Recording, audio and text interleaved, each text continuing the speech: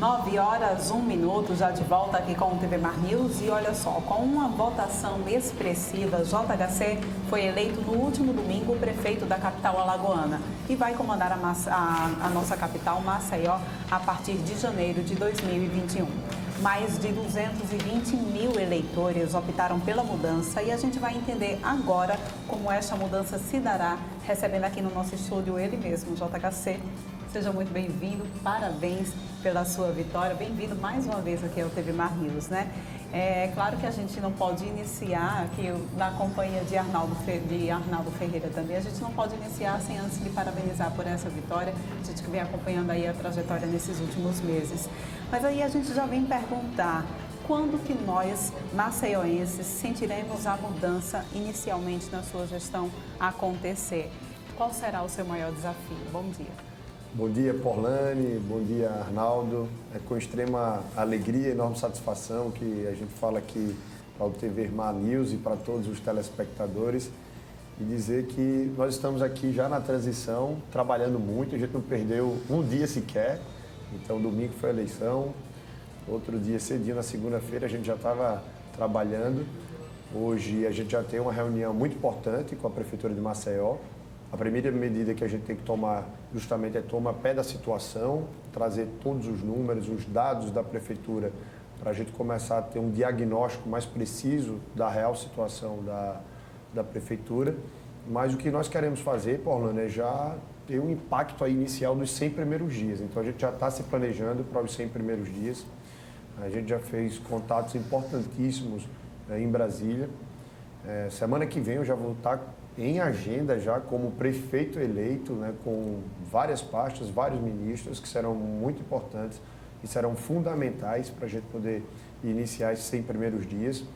A gente já conseguiu no Ministério da Saúde um passo importante para a gente dar mais segurança a quem aqui vive, né, os nossos cidadãos e também para quem nos visita nesse momento agora que a gente vai estar recebendo muitos turistas, que é uma testagem em massa. Então, já tive a garantia do Ministério da Saúde que vai começar um dos projetos do Ministério da Saúde agora para o final do ano e que vai ser rodado aqui em Maceió. Então, a gente já está em contato, já fiquei muito feliz com essa notícia, porque a gente consegue dar segurança para quem nos visita, né, e para a nossa cidade como um todo.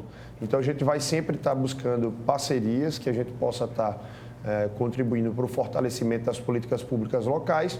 E o que a gente tem feito também durante agora o período de transição são acordos de cooperação. Como a gente ainda não está na prefeitura, a gente está contando com parcerias com instituições sérias que estão nos ajudando a desenhar essa metodologia, esse modelo de gestão para a transição e também para a execução dessas tarefas na prefeitura.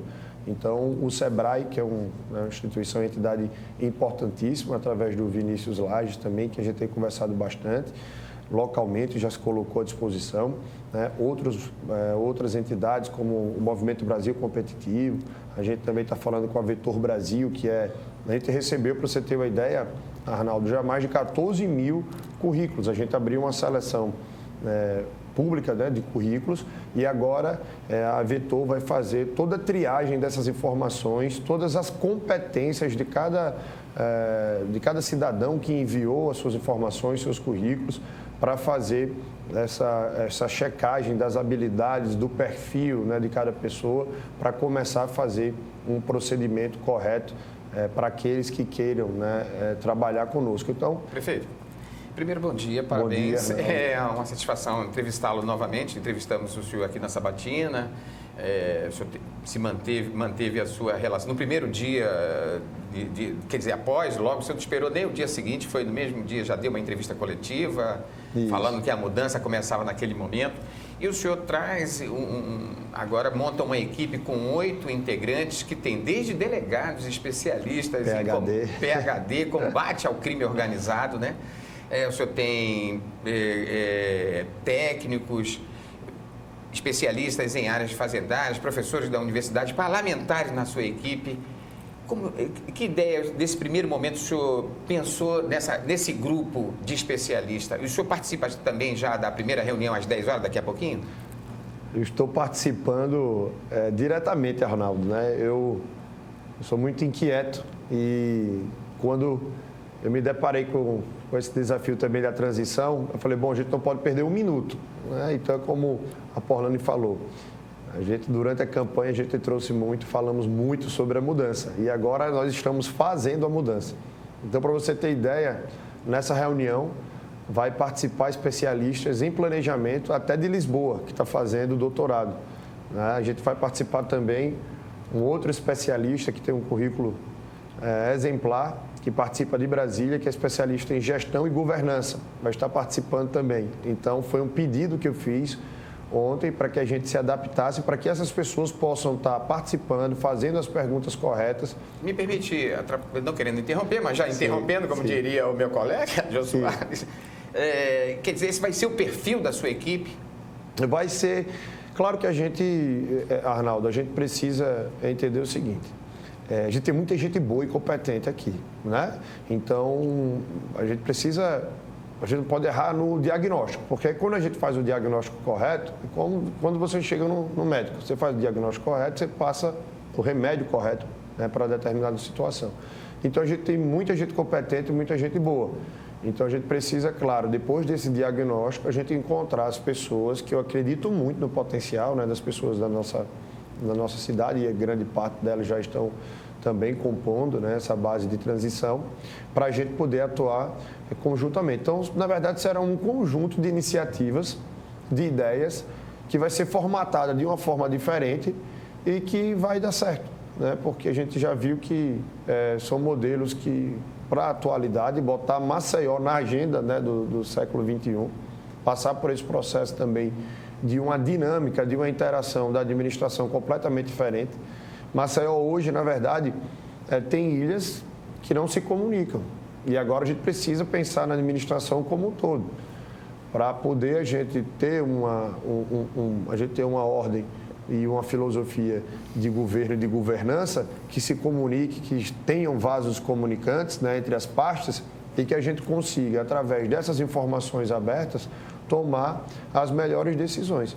Então, você tem que integrar as pastas para a gente poder vencer. Por exemplo, então, você fala, mas a cultura... Não, a cultura pode integrar ao turismo, que pode integrar ao esporte, a geração de emprego e renda. Você pode fazer de uma forma inovadora, então não pode todo mundo achar que está lá numa determinada pasta e ali, não, isso aqui é minha, isso daqui eu vou fazer do jeito... Não, tem que ter humildade, apesar, pode ser o melhor currículo do mundo, mas tem que ter humildade, tem que ter serenidade, tem que discutir, tem que dialogar, tem que tomar decisões conjuntas. Por isso que a gente tem umas reuniões periódicas para que a gente possa, e estou forçando para que isso aconteça, para a gente errar menos, né? Para a gente ter o máximo de assertividade possível nas nossas decisões. O senhor mencionou, inclusive, em uma das declarações à Gazeta, que irá passar um pente fino nas contas da Prefeitura, o que trará uma economia de 60 milhões de reais. Como que essa auditoria deve ser feita e tem alguma pasta que te chame a atenção, que mereça mais atenção? Tem sim. A iluminação pública. A iluminação pública de Maceió, nem licitação sequer houve. Então, são contratos reiterados emergenciais. Isso dá margem para direcionamento, né? E é isso que a gente acredita que aconteceu e a gente vai saber agora, né, que houve, de fato, esse direcionamento dessa licitação. E a gente vai poupar, sem dúvidas alguma, quantia muito significativa, né? Então, são contratos, por exemplo, esse ano já tinham sido pago 23 milhões de reais, Orlando. Então, assim, imagine 23 milhões de reais para uma cidade como Maceió, cobra taxas altíssimas, né, da população, e contratos que em outras capitais esse valor é feito, é um valor muito menor. Então, a gente vai conseguir fazer um trabalho muito melhor para a população, a gente vai conseguir iluminar a cidade de uma maneira muito melhor, muito mais eficiente.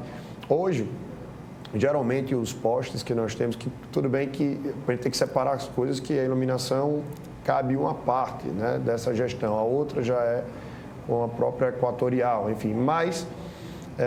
são equipamentos públicos importantes, que hoje, por exemplo, um poste ele pode ter 7 utilidades, né? Então, você pode ter ali internet, você pode ter câmera, você pode ter várias funcionalidades para o município E hoje, a Prefeitura de Maceió acaba tratando a iluminação pública através desses contratos emergenciais, que a gente espera aí até em sistemas consorciados, para que possa dar oportunidade a mais empresas elas atuarem, dividir a cidade. Porque você veja, por exemplo, o Benedito Bentes, ele tem um problema seríssimo de transporte público. Possa ser que em determinada parte da cidade, que a gente vai fazer, claro, esse diagnóstico e a reclamação gritante no Benedito Bentes do transporte público, ela é nítida, que esteja funcionando, talvez de uma maneira, talvez não da forma como deveria ser, mas que uma pesquisa, se você for fazer, um número menor, né, daqueles insatisfeitos com o transporte público. Mas a gente sabe que o Benedito Bentes é uma cidade e não é possível com que você, para sair de um conjunto para o terminal central do Benedito Bentes, você demore 50 minutos. Para só daí você pegar o seu ônibus para o seu destino final, para vir, por exemplo, no centro. Então, você não consegue cumprir horário em Maceió. 40% da massa trabalhadora do Benedito Bentes não trabalha no Benedito Bentes, né? Então, a gente tem mais de 20 linhas só do Benedito Bentes para o centro da cidade. Então, como é que a gente vem castigando toda a população? E quem pega as linhas que vêm do Benedito Bentes em outros bairros, já pega com o ônibus lotado. Aquilo já é uma realidade. Ela já sabe que todos os dias ela vai, por exemplo, para o centro, ela vai em pé. Aproveitando essa deixa, já que o senhor falou do transporte coletivo, superlotação, a falta de mobilidade no transporte coletivo, nos horários de pico, né? Os ônibus vão lotados e nós estamos aí com uma pandemia do coronavírus. E temos também o problema que a cidade está recebendo turistas. O senhor já tem um plano para, a partir de primeiro, para como tratar essa questão? E principalmente das pessoas que dependem do transporte coletivo e viajam nessas condições num momento como esse? Olha, primeiro que Maceió é muito mal sinalizada. Maceió, a gente tem uma vocação natural, como eu falei, até nos debates, nas oportunidades que tive. A gente tem uma indústria do turismo, que é geradora de oportunidades, né, para a nossa gente. Você chega hoje, por exemplo, o turista que chega no aeroporto, os ônibus que fazem a condução dos turistas, ele não pode, tem que ser avaliado, ele não pode pegar, por exemplo, a faixa dedicada. E não, né, a gente tem um volume de turistas vindo para Maceió, que ele já chega de uma jornada de viagem, muitas vezes desgastantes, com conexão, tudo. Quando chega em Maceió, ao invés de ele chegar aqui e aliviar disso tudo, digo, olha, eu vou conseguir chegar com uma velocidade maior, né, no hotel, onde a gente, ou no local de destino, mas esses ônibus, por exemplo, ele não consegue usar essa faixa dedicada, né? Os transportes complementares, por exemplo, hoje não tem, que poderia ter uma integração para resolver esse problema, por exemplo, do Benedito Bentes, porque as pessoas, elas acabam sendo castigadas na primeira e última milha. Goiânia faz isso muito bem, você paga o mesmo valor e a van, como é um número menor de passageiros, ela consegue passar com mais frequência, com mais regularidade e consegue aumentar a satisfação e a qualidade de vida do bem-estar do cidadão. Você veja que pode suprir os corujões. Por quê? Porque o ônibus ele fica esperando, por exemplo, nos restaurantes, bares e restaurantes, dá mais ou menos ali uma média de pessoas que vão ficar esperando na porta do restaurante ali, ou do bar, quem trabalha em atividades noturnas, para poder valer a pena para ele. Então, ele castiga ali a pessoa 1 hora, mais 1h30 da sua jornada de trabalho para poder passar pegando todo mundo. E se essa pessoa correr o risco de perder esse ônibus, ela só vai ter outro depois de 1h30, 2 horas. Então, olha o transtorno que causou, que poderia também estar funcionando como funciona em outras cidades. Finais de semana e também nos feriados. Então, eles entram e fazem todo um processo também que usa inteligência de mobilidade urbana, de dados, de informações, que sabe a frequência, sabe quem utiliza e depois a gente consegue tomar essas decisões e o prefeito acompanha isso na palma da mão. Então, dessa maneira, a gente consegue, por exemplo, durante a pandemia, ao invés de ampliar o número de ônibus, reduziram. Então, para quem pode ficar em casa, para os gestores, os senhores secretários, aqueles que estavam à frente das pastas, né? Ele faça sol, faça chuva, o final do mês ali vai ter o dinheiro na conta dele, né? Fique em casa. E o trabalhador, que tinha que sair para ganhar o seu sustento, o seu ganha-pão. Aí, durante a pandemia, mesmo se tinha comorbidade, alguma dificuldade, mesmo na incerteza do vírus, teve que sair de casa e encontrou ônibus lotados. Então você veja que não guarda coerência nas coisas que infelizmente as medidas adotadas pela prefeitura, né? Inclusive foi a justiça para não permitir com que isso acontecesse, né? Prefeito, os números estão aumentando, mas o senhor tem alguma estratégia para o caso da pandemia a partir de primeiro, uma orientação para a população?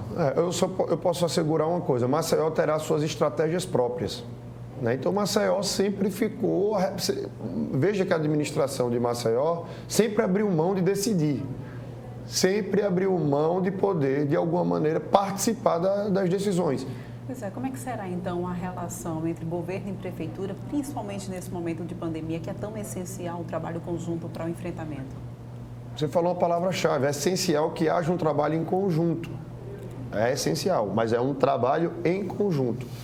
E não um trabalho que a gente fique a reboque, né, de decisões, e aí a gente só baixa a cabeça e não, é isso mesmo, assina, pronto, acabou. Então agora Maceió vai ter prefeito. Então a gente vai estar discutindo todas as medidas, os protocolos sanitários. Como eu falei, a gente tem contato com a Fiocruz já tem protocolos já pré-estabelecidos para, por exemplo, para a educação, para retorno às aulas. A gente vai estar customizando isso para Maceió. Então a gente vai estar decidindo junto. O que é que eu acho? Como é que eu enxergo essa questão da pandemia? É completamente diferente do que aconteceu lá atrás. Eu trabalhei muito, eu fui o deputado que mais colocou recursos para a pandemia, por exemplo, em Maceió. Foram todos os hospitais filantrópicos, todos os hospitais públicos, unidades de sentinelas, unidades de síndrome gripais, todas as unidades de saúde, para a gente fortalecer o sistema de saúde. Aquisição de respiradores, raio-x, tomógrafos. Então, hoje a nossa rede de saúde ela está mais fortalecida. E a gente já tem protocolos mais claros. Então, é diferente daquele momento. Então, a gente não pode causar pânico na população, novamente, né? Então, por mais que a gente tenha que ter precaução, então a gente tem que ter calma, né? A gente já passou, a gente já viu os efeitos dessa crise. Os comerciantes, o pequeno comerciante sofreu muito, os ambulantes mesmo, agora na hora estão se restabelecendo, onde tiver atividade comercial. Os informais, né? Então, assim, essas pessoas que é ali assando e comendo. Então, as pessoas que já viviam com muita dificuldade, elas acabaram agora virando pessoas endividadas, pessoas que tinham seu emprego, perderam seu emprego. Você veja que eu fui na Grota do Rafael, conversando com uma jovem, com uma criancinha no braço, com uma bebê dela, e eu perguntei, eu falei, quanto é que tem creche aqui? Próximo, ela falou, não tem creche, eu pago a escolinha. De quanto é que você paga a escolinha? Eu disse, eu pago R$250. Aí eu perguntei a ela, eu disse, é caro, né? Ela disse, ainda mais agora que eu perdi meu emprego. Eu disse, você trabalhava onde? Ela trabalhava no Parque Shopping. Veio a pandemia, ela perdeu o seu emprego, agora, ou seja, a gente saltou agora de 16%, foi para 20% o número de desempregados, né? Então, imagine que a gente tem que agora frear essa curva, a gente tem que dar condições, né, para que os nossos comerciantes, os nossos empreendedores, eles tenham a segurança. Porque outra coisa que foi terrível durante a pandemia foi que o governo não sabia o que dizia. Não, vai abrir, vai fechar, vai abrir, vai fechar. Nesse stick puxa, muitos empreendedores se reorganizaram, fizeram novos investimentos, vai abrir e não abria. Então, uma insegurança muito grande causada. Então, entenda que a gente tem que ter agora a maturidade de discernimento. Não pode ter pandemia, não é lugar para você estar querendo gerar holofote fácil, né? Para você estar querendo fazer 200, 300, né, aparições por dia para dizer é isso, é aquilo. Tem que ter muito discernimento e sabedoria, juntar, exaurir as possibilidades e quando sair com planejamento claro, a coisa organizada, conversando com quem entende, com especialistas, com humildade, tranquilidade, serenidade, para a gente tomar as decisões corretas, Arnaldo. Prefeito. O senhor também se colocou ao lado dos moradores Pinheiros, Butãs, Bebedouro e Bom Parto. Daqui para frente, como é que vai ser essa ação? Agora o senhor tem o poder, o senhor está no poder, né? Exatamente. Agora será muito melhor, né? Porque, como deputado, eu criei a comissão, a qual ainda presido, mas agora como prefeito a gente vai conseguir fazer muito mais. Você veja que toda a jornada do morador, Arnaldo, ela está vinculada hoje ao processo de acordo que está nas mãos da Braskem. Então, veja que a Prefeitura hoje não tem nenhuma estrutura compatível para fazer frente a estrutura que a própria empresa disponibiliza para si própria, então os moradores ficam nas mãos da Braskem. Então a gente precisa agora, com esse programa de apoio às vítimas que nós vamos criar, essa unidade que será gerenciada e ligada diretamente ao meu gabinete, a gente vai fazer uma busca ativa dessas pessoas, a gente tem que fazer um diagnóstico. Quantos por cento dessas pessoas, com esse acordo, né, elas já se sentem atendidas? Quais são os piores problemas mais graves que essas pessoas estão enfrentando? São 4 mil comércios que tinham lá, que essas pessoas precisam retomar suas atividades, as suas vidas. Muita gente que perdeu sua oportunidade de renda, de emprego. Nós temos lá pessoas que hoje passam por dificuldades e problemas de saúde mental por conta dos traumas vividos. Os bairros que estão sendo receptores dessa população precisam entender que tem que abraçar essas pessoas. Então a gente tem que resgatar a autoestima dessas pessoas. Porque a gente já ouviu casos, inclusive, de cobrarem aluguel mais caro para essas pessoas, como se no subconsciente de alguém, aquelas pessoas vivessem numa incerteza. Tipo, não sei se amanhã vai poder pagar esse aluguel, não vai, né? Enfim, gerando, inclusive, uma insegurança nesse sentido. A gente precisa dar total tranquilidade para que essas vítimas, elas entendam que agora a prefeitura está ao lado, que eles agora têm um canal de comunicação, têm onde bater a porta, onde reclamar e vai ter alguém para lutar por eles. Então, será um diferencial enorme que a gente vai conseguir agora dar a capacidade que o morador precisa para poder, frente a essa jornada, frente a todas as discussões, vai ter uma estrutura equiparada ao próprio acordo, às decisões, às discussões, para, com esse diagnóstico, a gente tomar as decisões mais acertadas. Hoje não existe absolutamente nada que esteja sendo feito pela prefeitura, pela atual gestão. Então, a gente vai começar do zero. Outra coisa, nós vamos, Orlando, só para concluir, nós vamos levar todo esse caso para o governo federal. O secretário nacional de Defesa Civil, que é o Coronel Alexandre, a gente tem um plano de ação integrado, a gente vai pedir para que seja esse plano agora atualizado, para que a gente possa fortalecer, inclusive, a nossa defesa civil, que deve ser uma das mais modernas do país e do mundo, pelo que acontece na nossa cidade.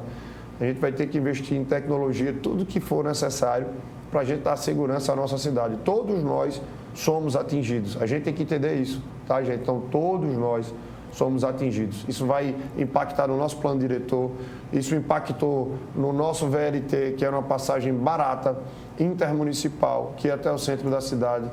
A gente tem o problema agora da ladeira do Calmon, que a gente não sabe até quando, né, a gente vai poder transitar por ali. Isso vai sobrecarregar a nossa Fernandes Lima. Então, novas vias vão ter que ser construídas. Então, isso vai impactar em toda a cidade. A gente tem ciência do tamanho do desafio e estamos preparados para enfrentá-lo. Para vencer esses desafios, é claro que você vai precisar também de um time de peso, né? Dá para adiantar alguns nomes aqui sobre o seu secretariado para a TV Marcos? A gente quer saber, né? Só entre nós aqui, baixinho. Baixinho, né? Não é falando. Vocês prometem que é segredo, né? Segredo, é segredo. Ninguém está ouvindo. Só a sua rede aí, a sua rede social, são quantas centenas de... Rapaz, eu ganhei, eram alguns, né? Agora chegaram mais algumas centenas aí de seguidores nesses últimos dias. E, claro, pela legitimidade do pleito, para estar acompanhando, é importante, né, que a gente tenha um canal com o gestor, com aquele que vai estar à frente das principais decisões da nossa cidade. E a gente sempre se coloca, Arnaldo, à disposição também nas redes sociais, porque é um canal de comunicação. Eu acho que são complementares, né? Então, a TV, a rádio, a internet. Então, cada um cumpre a sua função.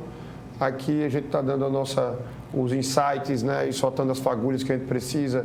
Fica alguma dúvida, vai lá na minha rede social, me pergunta, interage com a gente. Sim, mas os nomes.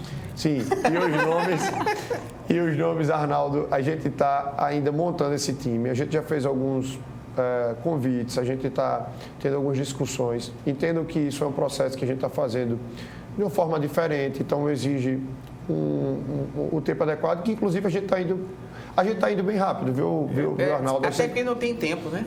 Não tem. E eu aproveito até para perguntar, também na campanha o senhor falou sobre isso, mas o senhor já deve ter um diagnóstico de que percebe que alguns setores da administração Mas, por exemplo, o delegado André Costa.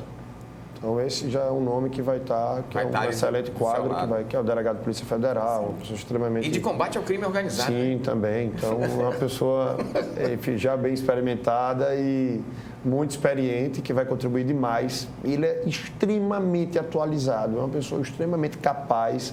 Assim, estou muito feliz. Fez um trabalho agora no Ceará, né? Foi espetacular. Ele fez um trabalho de mobilidade, assim, mobilidade do crime e também... Isso significa dizer que não tem mais loteamento como os postos de saúde? Sim, os postos de saúde, infelizmente, durante todo, né, esse período, e a saúde, né, como um todo, as pessoas foram muito constrangidas. O que é que acontecia, Arnaldo, na verdade? A gente via aquelas filas quilométricas nos postos de saúde, as pessoas chegando de 5 horas da manhã, de dar pena, e assim, e de, como político, me constranger, e a gente saber que quando essa pessoa chegava lá para marcar sua consulta, o sistema já estava todo ocupado com o loteamento político do sistema. Então, ou seja, as pessoas que operam o sistema é quem alimentam o sistema, inclusive, fora da unidade de saúde. Então, isso vai acabar, não tenha dúvidas. A gente vai, o sistema que nós é o quórum, mas vai substituir pelo quê? Por um sistema que essa manipulação não seja mais possível. Né? Então, essa manipulação política, porque independente do CPF, independente do título de eleitor, Arnaldo, você vai ter seu atendimento. Você não vai ser constrangido para depois chegar, olhe, Dona Maria, pegar centenas de pessoas e dizer, ó, senhora conseguiu aqui um exame, senhora, agora a senhora tem que votar no meu candidato, senão a senhora, quando bater na porta de novo da unidade de saúde, a senhora não vai conseguir ter o seu exame. Então, não cabe, isso daí depõe contra todos nós, né? Então, isso já determinei, né? Isso já foi pauta nossa, isso há 4 anos eu já falava nisso, Arnaldo. A mudança chegou, né? A mudança chegou. É fazer a mudança. Com certeza. Muito obrigada pela tua participação aqui no TV Mar News. A TV Mais está sempre de portas abertas para você. Arnaldo, também muito obrigada pela tua participação aqui, tá bom? Eu quero dizer que sou muito grata aí pela entrevista, né, participar do seu programa, e é uma honra. E obrigado também pela oportunidade.